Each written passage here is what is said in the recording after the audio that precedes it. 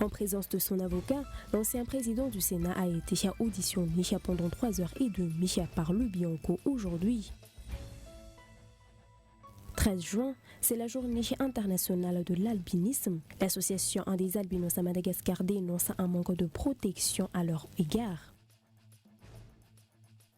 Au plan international, près de 2 mois après la réélection d'Emmanuel Macron à l'Élysée, les électeurs français se sont rendus aux urnes pour le premier tour des élections législatives.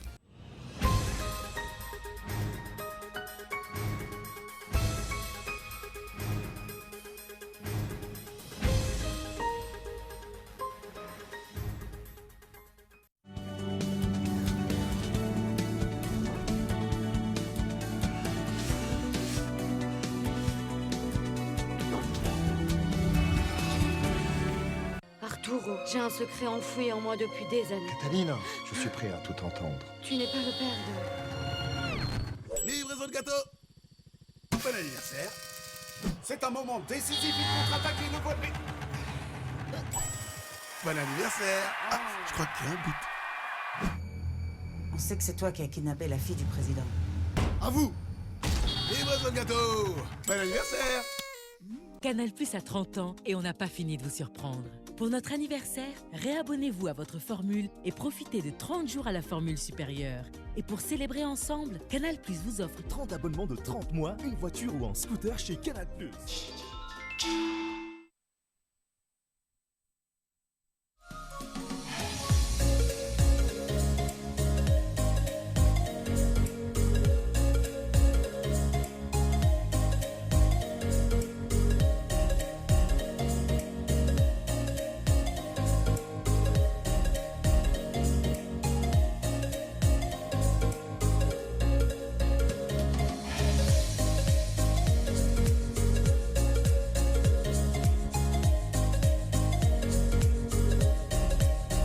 Mba hiarovana ny tontolo iainantsika ary io eny amin'ny toerana voatokana ho amin'izany ny fako. Arturo, j'ai un secret enfoui en moi depuis des années. Catalina, je suis prêt à tout entendre. Tu n'es pas le père de... Livraison de gâteau. Bon anniversaire. C'est un moment décisif, il contre-attaque et le voit. Bon anniversaire. Ah, je crois qu'il y a un but. On sait que c'est toi qui as kidnappé la fille du président. À vous. Livraison de gâteau. Bon anniversaire. Canal+ a 30 ans et on n'a pas fini de vous surprendre. Pour notre anniversaire, réabonnez-vous à votre formule et profitez de 30 jours à la formule supérieure. Et pour célébrer ensemble, Canal+ vous offre 30 abonnements de 30 mois, une voiture ou un scooter chez Canal+.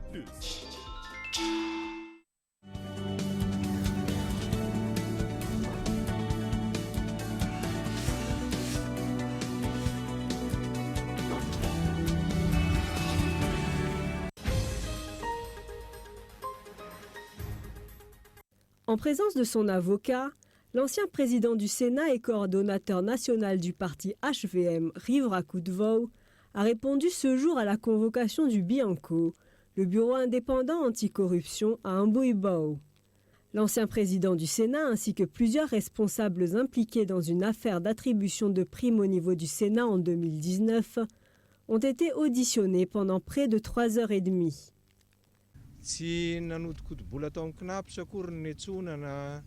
Je n'ai pas été convoqué pour avoir détourné des fonds à la CNAPS, pour avoir exporté illicitement de l'or ou du bois de rose, pour avoir passé des marchés fictifs, pour des questions du panier garni ou autre, mais pour avoir octroyé des primes en 2019 à tous les employés du Sénat. On m'a demandé pourquoi j'ai partagé le reliquat qu'il y avait. J'ai donc donné des explications à ce sujet et dit que c'était légal. Les statuts sont passés par un contrôle de légalité au niveau de la HCC et de la fonction publique. Octroyer une prime se fait aussi dans les autres ministères.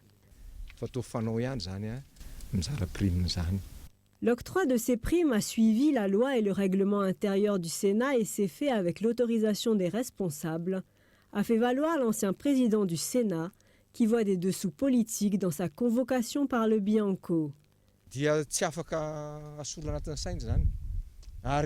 C'est une situation courante sous ce régime. La justice est utilisée contre ceux qui ne partagent pas les mêmes opinions politiques. Il y a de nombreuses preuves de l'ingérence de l'exécutif dans le pouvoir judiciaire. Je ne viens pas de l'inventer. Des représentants du parti HVM, TIM et RMDM sont venus soutenir ce politicien au siège du Bianco. Cette opposition se pose des questions concernant les affaires de corruption restées sans suite dans le pays.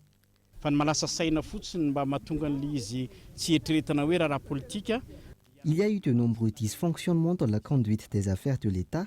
Nous avons tous entendu parler des affaires Pombre-Sucette et Crampla et autres durant la période du Covid, mais nous savons tous que jusqu'à maintenant, il n'y a pas eu de suite. C'est pourquoi nous craignons que les enquêtes deviennent des outils politiques dans ces hautes sphères de lutte contre la corruption. Pour l'opposition, personne n'est au-dessus de la loi et il ne doit pas y avoir deux poids deux mesures quant à son application à Madagascar.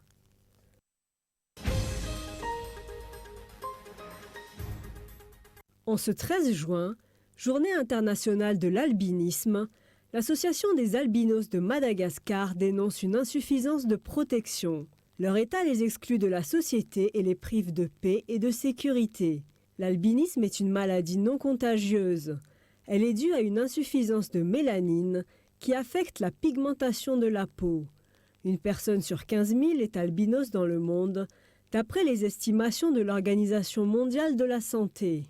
Il n'y a aucun remède à l'albinisme, qui provoque notamment des problèmes visuels et une intolérance au soleil. À Madagascar, les albinos sont exclus de la société pour différentes raisons. Ces derniers mois, les albinos ont été victimes de violences. De nombreux enfants albinos ont été kidnappés et torturés à mort. Toutefois, des jeunes albinos continuent à se battre pour se faire une place au soleil. Il en est ainsi de Jean de Dieu, étudiant en médecine à l'université, et Patricia Karen, qui évolue dans le mannequinat. En tant que mannequin, il n'y a aucun obstacle dans le mannequinat. J'ai voulu valoriser ce qui fait ma différence. Quelles que soient les différences, on peut faire ce que les autres réalisent. Je m'affiche en tant que mannequin albinos. Compte tenu des atrocités dont les albinos sont victimes à Madagascar, l'UNICEF a lancé un appel aux autorités malgaches et a condamné la violence dont ils font l'objet. Une association des albinos a été créée à Madagascar et compte plusieurs centaines de membres.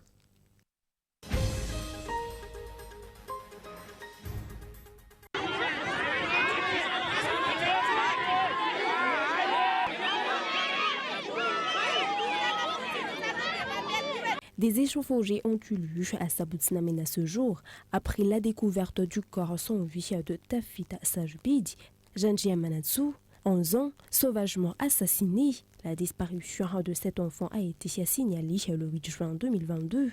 À partir du 11 juin 2022, des avis de recherche ont été lancés sur les réseaux sociaux. Son cadavre a été retrouvé ce 13 juin. Selon les explications des habitants, cet enfant a été tué après qu'il ait abîmé les plants de cannabis appartenant à des gens. La découverte du cadavre a causé la stupéfaction des habitants. Ces derniers voulaient lyncher l'homme indiqué comme ayant causé le meurtre de cet enfant. Les forces de l'ordre sont déjà venues sur les lieux dans la matinée pour procéder à l'arrestation du suspect. Tafita sera enterré demain à Manzakanjin.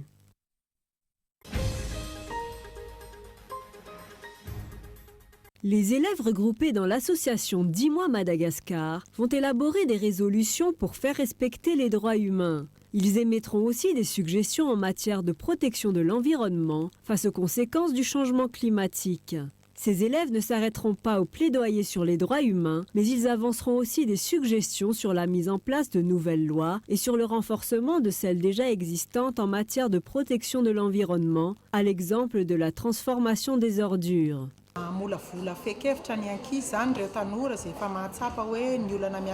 Les élèves qui sont déjà conscients des problèmes de l'environnement vont faire des plaidoyers au niveau de l'État sur les solutions à apporter. Les formateurs sont venus de Maurice et de Rodrigue pour encadrer ces enfants. Ils ont prêté main forte à 10 mois Madagascar dans l'organisation de formation. Durant les sensibilisations effectuées par l'Association des natifs de Port-Berger habitant à Antananarivo concernant le respect des biens communs sur la route nationale numéro 6, une régression de la mentalité des habitants a été constatée. La destruction par ces derniers des infrastructures routières illustre cet état de vie. Les panneaux de signalisation, les garde-corps de pont, les buges situés au-dessus des routes et bien d'autres sont enlevés et transformés en divers ustensiles et outils. Sur la route de Mampoukoun jusqu'à Port-Berger, seul un pont dans la localité de Betsimpok n'a pas connu de destruction grâce à la surveillance et à la solidarité de la population locale.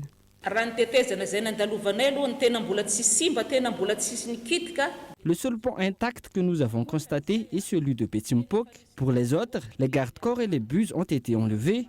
Nous remercions les habitants d'Ambouvmam qui assurent la sécurité du pont de Betsimpok. L'absence des garde-corps sur les ponts est à l'origine d'accidents lors des inondations des ponts.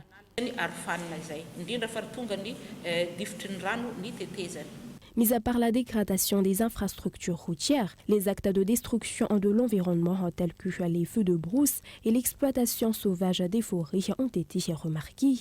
Ces faits sont à l'origine de l'accentuation du changement climatique et de ses conséquences dans la région. Ainsi, des sensibilisations sur la participation de chacun, surtout en matière de préservation des biens communs, ont été effectuées.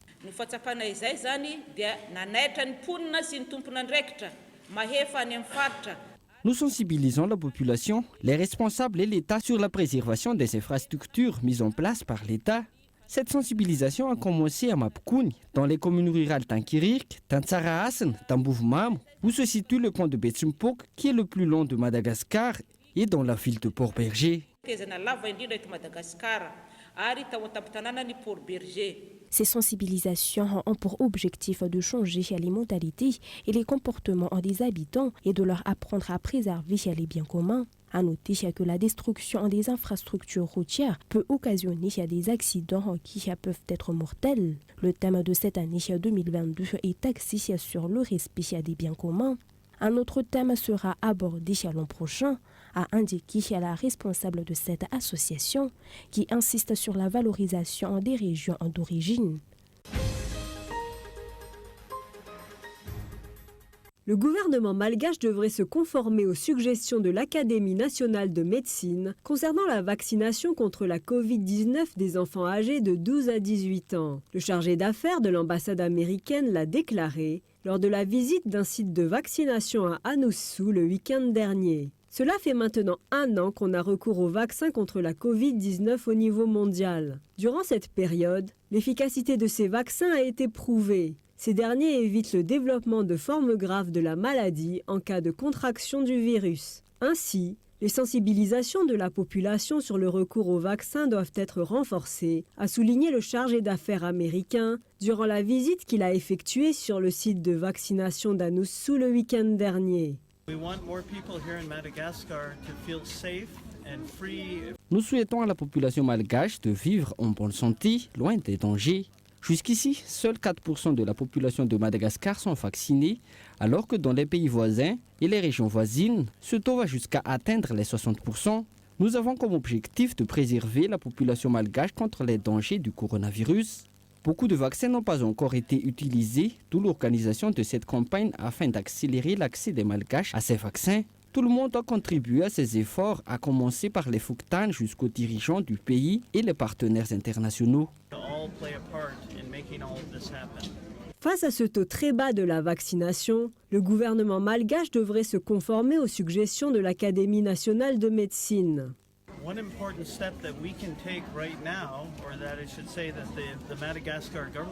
Un des efforts qu'on attend du gouvernement aujourd'hui est la mise en application des suggestions de l'Académie nationale de médecine sur la vaccination des enfants âgés de 12 à 18 ans. Beaucoup d'enfants malgaches se situent dans cette tranche d'âge, raison pour laquelle on encourage leur vaccination. Ainsi, ils seront protégés de tout danger lié à la Covid-19. Le gouvernement américain continue de soutenir le secteur de la santé à Madagascar. Il est l'un de ses plus importants partenaires. Selon les chiffres officiels, le nombre des nouveaux cas de Covid-19 à Madagascar ne cesse d'augmenter. Dans la période du 4 au 10 juin, Le bilan fait état de 207 nouveaux cas parmi les 4400 analyses effectuées. 161 de ces cas se trouvent à Analamang. À Amboassaretim, la population demande à ce que les espaces entre les plantations de sisal soient mis à sa disposition dans le cadre de sa lutte contre la malnutrition. Les opérateurs exploitent de grandes surfaces de plantation de sisal destinées à l'exportation à Amboassaretim.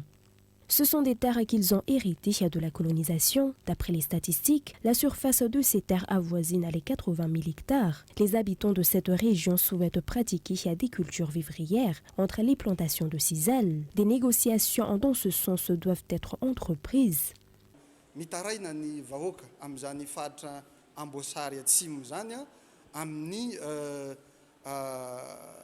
La population d'Amboassaretim se plaint de ne pas pouvoir cultiver dans les espaces entre les plantations de sisal. À l'issue de ce colloque national, nous espérons la facilitation de l'accès de ses habitants à ces espaces pour y pratiquer des cultures vivrières.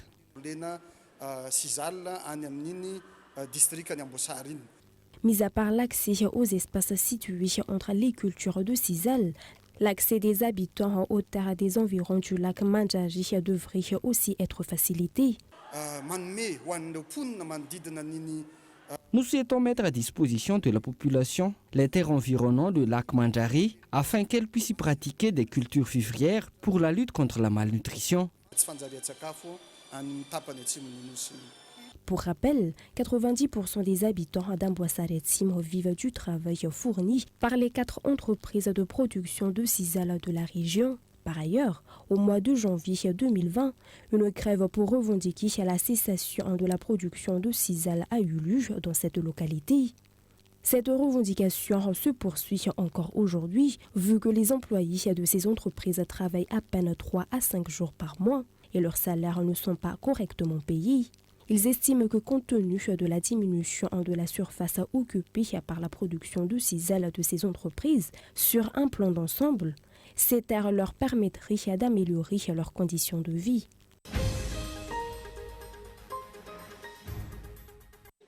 Paris perdu pour Éric Zemmour. Après sa défaite à la présidentielle, le candidat d'extrême droite tentait sa chance pour un poste de député dans le Var. Il arrive en 3e position et est éliminé dès le premier tour. Entre une droite qui rêve d'être de gauche et une droite qui rêve d'être au centre, Reconquête sera la seule droite qui n'a pas honte d'être de droite, qui n'aura pas honte de défendre notre identité, l'excellence dans nos écoles, la fierté d'être français, l'ordre, le travail, la liberté. À droite, le camp des Républicains pousse un ouf de soulagement. Si certains anciens comme Julien Faubert et Guillaume Larrivé perdent leur siège, d'autres comme le niçois Éric Ciotti sont en ballottage favorable. L'alliance de la droite et du centre pourrait obtenir entre 50 et 80 sièges et donc devenir un allié indispensable pour la majorité présidentielle. Il y a une ligne qui a toujours été claire, c'est aucune voie pour les extrêmes. Que ce soit l'extrême droite ou l'extrême gauche, encore une fois, c'est les classes moyennes qui vont payer. Parce qu'il faudra bien aller chercher des recettes quelque part. Et on voit bien qu'aujourd'hui, nos entreprises sont étouffées de charges, de normes. Toutes les classes moyennes paient en permanence, n'en peuvent plus. Et nous pouvons faire bouger cela. Si le parti présidentiel est présent dans la plupart des circonscriptions, plusieurs poids lourds joueront leur avenir politique dimanche prochain, à l'image des ministres Amélie de Montchalin et Clément Beaune, tous deux en ballottage défavorable. En revanche, fin de partie pour Jean-Michel Blanquer. L'ancien ministre de l'Éducation nationale durant le dernier quinquennat échoue dans la 4e circonscription du Loiret, derrière les candidats de la NUP et du Rassemblement national.